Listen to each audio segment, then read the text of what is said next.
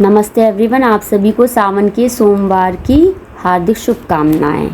तो हम लोग लॉर्ड शिवा क्यों पूजते हैं? पूजते मीन्स क्या है कि क्यों पूजा करते हैं, भगवान शिव की हम क्यों पूजा करते हैं।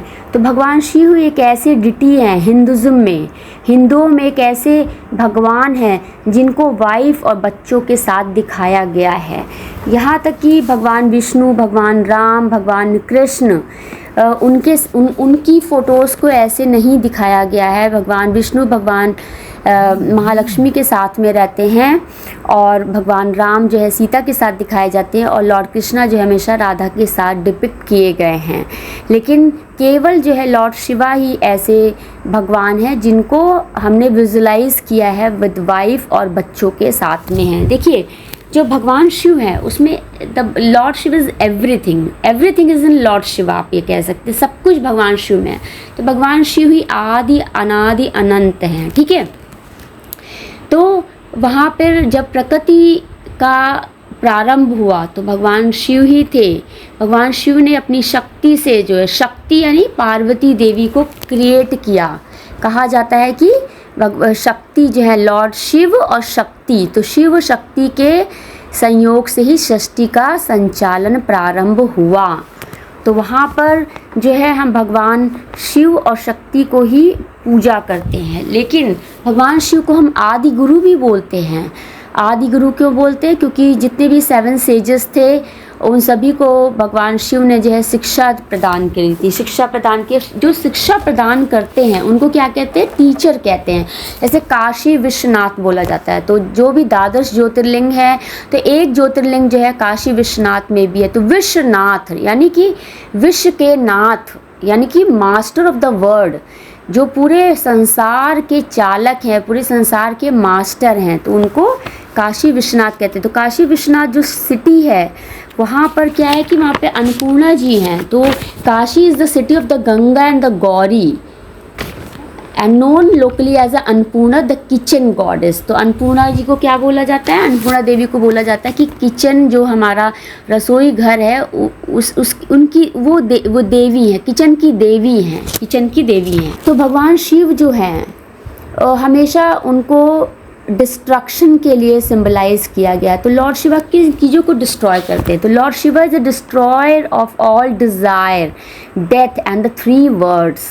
तो डिज़ायर, हमारे मन में जो भी इच्छाएं हैं, भगवान शिव की पूजा करने से धीमे धीमे ये डिटैचमेंट आपके अंदर आता जाएगा और आपकी सारी इच्छाएं जो हैं वो जो है आप क्या कहते हैं कि एक बार फुलफ़िल हो जाने के बाद आपकी सारी इच्छा मर जाती यानी कि इच्छाओं की मृत्यु हो जाती है।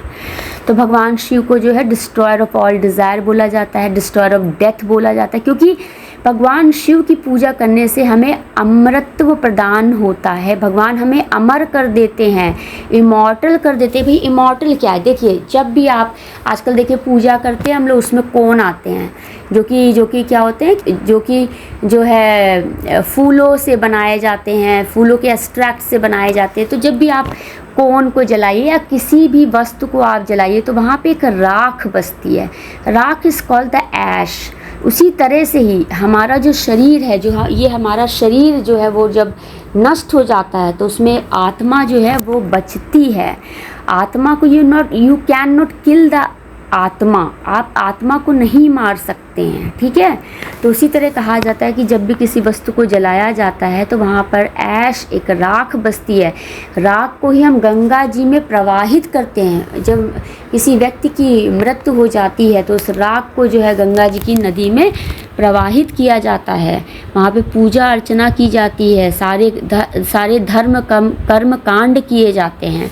तो लॉर्ड शिवा को अलग अलग रूपों में डिपिक्ट किया गया। एक फैमिली फॉर्म में डिपिक्ट किया गया जहाँ पे पार्वती जी हैं, गणेश जी हैं, कार्तिकेय जी हैं, और इनकी फैमिली को इस तरह से बोला गया है कि यहाँ पर एक सामंजस्य है, भगवान शिव शक्ति में एक सामंजस्य है। शक्ति खुद में इतनी पर्याप्त है, लेकिन फिर भी जो है भगवान शिव खुद में इतने पर्याप्त है, लेकिन एक शिव शक्ति का जो समागम बताया गया है वो बताया गया, ठीक है। उसी प्रकार से गणेश जी जो है वो चूहा जो है उनका जो है वाहक है।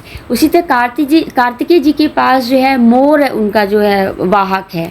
उसी तरह से जो है भगवान शिव के पास नंदी जी बैठी हुई। तो पूरे परिवार में देखिए कितनी विषमता का मीन्स क्या होता है, कितना डिफरेंस है।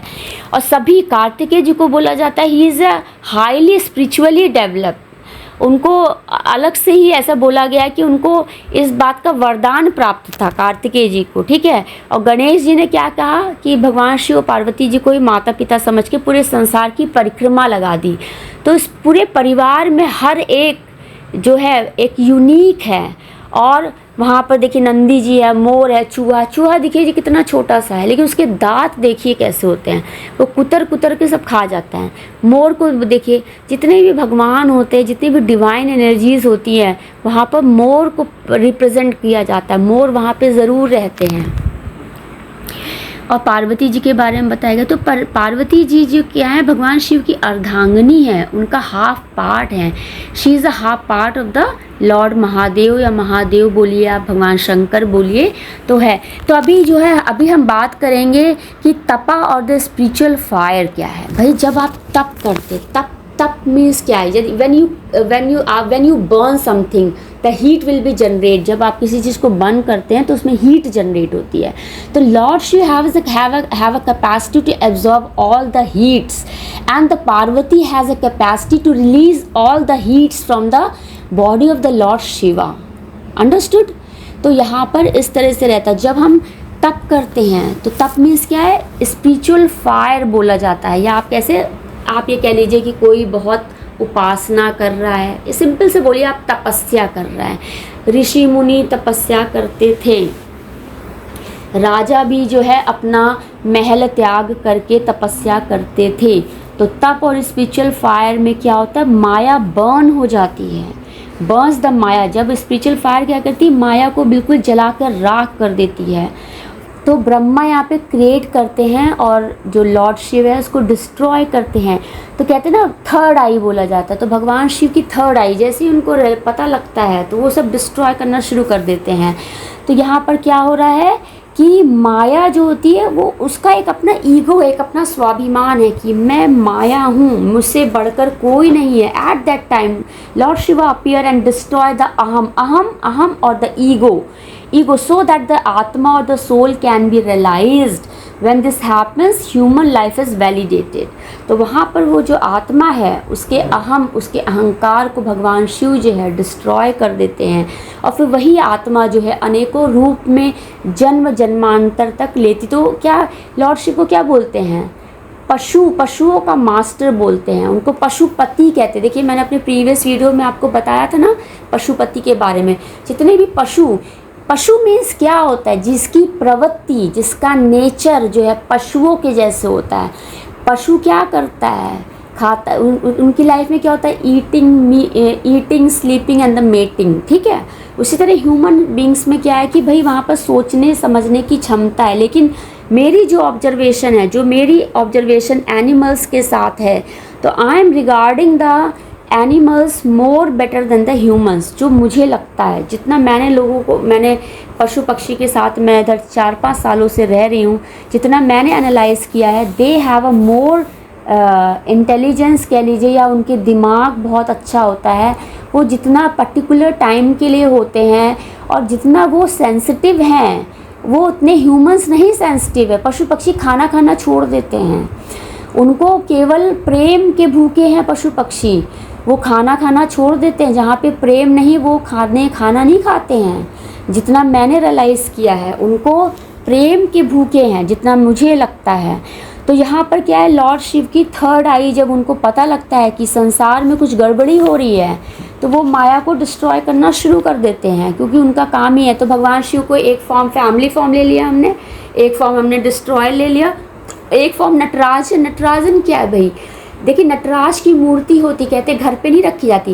देखिए जब व्यक्ति डांस यानी नृत्य करता है, नृत्य में मुद्राएं चेंज होती हैं, मुद्राएं पर एक एक सेकंड में चेंज हो रही होती है। व्हाट इट डज इट, इसका क्या मतलब, इसका क्या तात्पर्य है, उतनी देर में मुद्रा चेंज हो रही है, आंखों से आप उसको देख रहे होते हैं। तो ये चेंजेस को प्रिडिक्ट करता है कि कितना वेरिएशन है, जितना चेंजेस होता है उसको नटराज की मूर्ति जब भगवान शिव तांडव करते हैं, ये करते हैं, तो वो बताता है कि प्रकृति में कितने प्रकार के चेंजेस हो जाते हैं। ठीक है, तो इस तरह से एक होता है दक्षिणा मूर्ति। लॉर्ड शिव को हम दक्षिणा मूर्ति भी कहते हैं या नटराजा कहते हैं, जो कि कंसीडर किया जाता है एज अ टीचर। तो भगवान शिव ले लीजिए, आप भगवान विष्णु ले लीजिए, आप भगवान राम, तो जब ये भगवान अपने जो रुद्र रूप में आते हैं तो डीमंस जो होते हैं उनके पैरों के नीचे होते हैं। पैरों के नीचे समझ रहे हैं आप, पैरों के नीचे वो उनको दबा देते हैं। जितने भी राक्षस होते हैं, जो देवी है, देवी के पैरों के नीचे एक राक्षस होता है, वो त्रिशूल से मार रही होती हैं।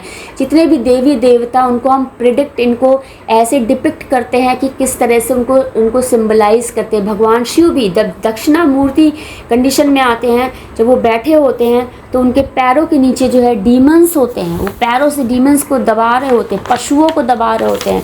जो पशु हैं, जो उनकी जो प्रवृत्ति है, उनको वो जो है उसको सप्रेस कर रहे होते हैं, उसको दबा रहे होते हैं। तो दक्षिणा मूर्ति का मतलब क्या होता है कि जैसे कि जो बरगद का पेड़ होता है वो बहुत ही विशाल होता है, सालों साल तक वो पेड़ जो है गिरता नहीं है, स्टेबल रहता है, बहुत ही मजबूत होता है।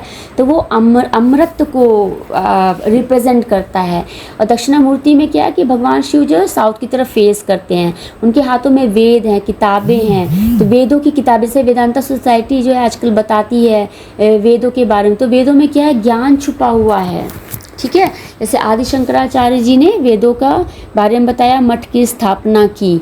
आदि शंकराचार्य को भगवान शिव ही उनके गुरु थे। और या आदि शंकराचार्य जी को बोला जाता है he was a incarnation of lord Shiv. तो लॉर्ड शिव ही इनकारनेट हुए थे, आदि शंकराचार्य के रूप में हुए थे। अब जो सेजेस हैं वो उनके पास बैठे होते हैं, वो उनको ज्ञान दे रहे होते हैं। उसी वक्त पार्वती जी भी आती हैं, पार्वती जी भी सभी बातें सुन रही होती हैं।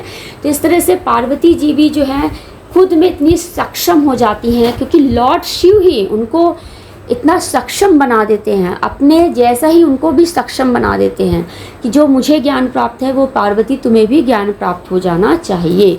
तो भगवान शिव को हम अलग अलग नामों से जानते हैं, दक्षिणामूर्ति, नटराजन, आदि गुरु, आदिनाथ, काशी विश्वनाथ। तो हमारे जो भगवान शिव हैं वो ही पूरे इस सृष्टि को जो है वो डिस्ट्रॉय करते। डिस्ट्रॉय का मतलब क्या होता है, आप किसी चीज़ को डिस्ट्रॉय करिए, उसको कंस्ट्रक्ट करिए। आप डिस्ट्रॉय करके फिर से कंस्ट्रक्ट करना है। किसी चीज़ को तोड़ेंगे तभी तो कुछ नया बनेगा। तो वहाँ पर हमें कंस्ट्रक्शन पे फोकस करना है कि हम डिस्ट्रॉय करके उसको रिकंस्ट्रक्ट करें, या उसको किस तरह से उसको फिर से नया निर्माण करें। तो आज के लिए इतना ही काफ़ी है। एक बात मैं और बोलना चाहती हूँ कि जो फियर है, जब आप तपस्या करते हैं, स्पिरिचुअलिटी अध्यात्म की फील्ड में आते हैं, तो जो आपका डर है वो बिल्कुल ख़त्म हो जाना चाहिए, बिल्कुल समाप्त हो जाना चाहिए। यदि आपके अंदर डर है तो आप ब्लिस को महसूस नहीं कर पाएंगे। The absence of fear फिल्स the mind with the bliss, that is this is the Ananda. तो जब आपके मस्तिष्क में फियर रहेगा तो आप कभी भी जो है एब्सोल्यूट ब्लिस को फील नहीं कर पाएंगे। और वो जो ईश्वर जो हमें आनंद, मैं एक शुद्ध चित्त आनंद स्वरूप आत्मा हूँ। तो आत्मा जब तक डर में है, माया के प्रभाव में है, तब तक वो उस ब्लिस को महसूस नहीं कर पाती है। और जैसे ही वो डर से रहित हो जाती है, फियरलेस हो जाती है, तब वहाँ पे भगवान उसको जो है एक एब्सोल्यूट ट्रुथ की जानकारी देते हैं, एक ब्लिस देते हैं, जो कि वो उस आत्मा का एक नेचर है और वो उसे प्राप्त कर लेती है। आज के लिए इतना ही काफ़ी है। फिर से हम लोग नेक्स्ट वीडियोस में और बात करेंगे। अभी सावन चल रहे थे, सावन के उपलक्ष्य में मैंने आपको कहा था कि मैं श्री शिव महापुराण से कुछ आपको पढ़ के बताऊंगी, कुछ और भी बुक से भगवान शिव के बारे में बताऊंगी। तो आज मैंने आपको ये सभी बातें जानकारी दी है। इस आप जानकारी को आप अधिक से अधिक शेयर करिए, लोगों तक पहुंचाइए, मेरे वीडियोस को शेयर करिए, लाइक करिए, सब्सक्राइब करिए और अपने कमेंट पोस्ट करिए। और यदि आप मुझसे बात करना चाहते तो मेरे ईमेल पे आप मुझे लिख सकते हैं और अधिक जानकारी के लिए। Thank you everyone. नमस्ते एवरीवन।